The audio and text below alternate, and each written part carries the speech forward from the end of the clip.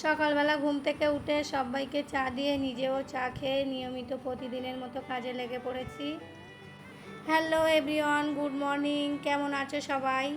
আশা করি সবাই অনেক বেশি ভালো আছো। তো আমি এখানে ঘুম থেকে উঠে মেহবুবকে বাইরে নিয়ে গিয়েছি। ওকে বাইরে বারান্দাতে রেখে আমি কাজবাজ গুছিয়ে নিচ্ছি।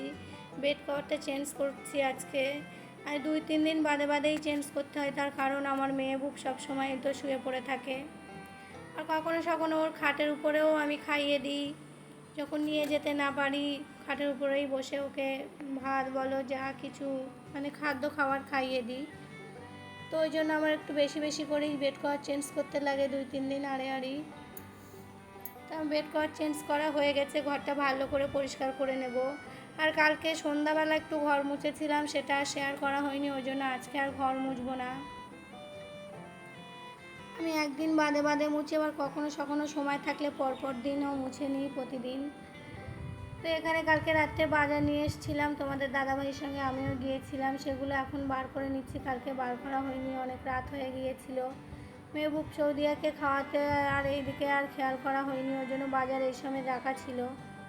এখানে কলমি শাক, বরবটি, তারপরে বাঁধাকপি, সব কিছু অনেক কিছু এনেছিলাম। আর কালকে তোমাদের সঙ্গে বাজারে যাওয়াটা শেয়ারও করেছিলাম, তো বাজারটা ভালো করে দেখিয়ে দিলাম। এখন লঙ্কা, শসা, রসুন, আদা ছিল বাড়ি, ওই জন্য শুধু রসুন এনেছি।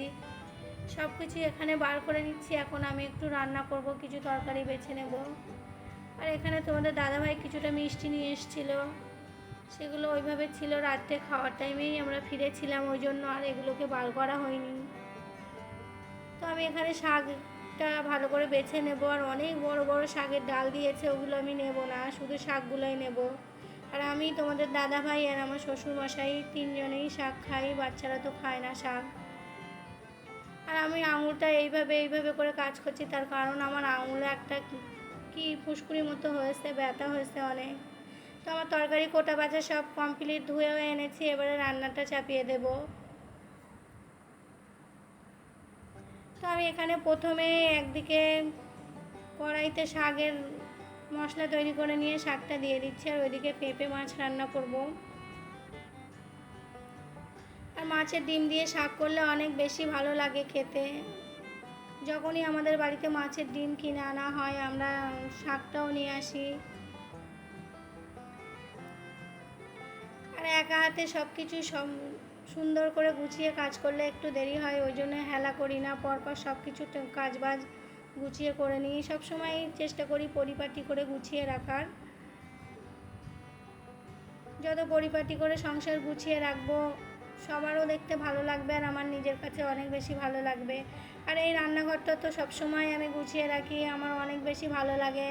আর আমার একটা ঘর, একটা বারান্দার এই রান্নাঘর, আমি এগুলো সবসময়ই ভালো করে গুছিয়ে রাখি।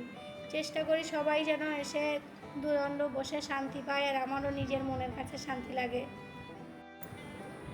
তো রান্না করতে করতে অনেক বেশি গরম লাগছিল, তো তোমাদের দাদাভাই আইসক্রিম আলা এসছে, একটু আইসক্রিম কিনবে, আমাকেও কিনে দিল। আমি এখানে রান্না করতে করতে আইসক্রিমটা খেয়ে নিচ্ছি, ভালোই লাগছে।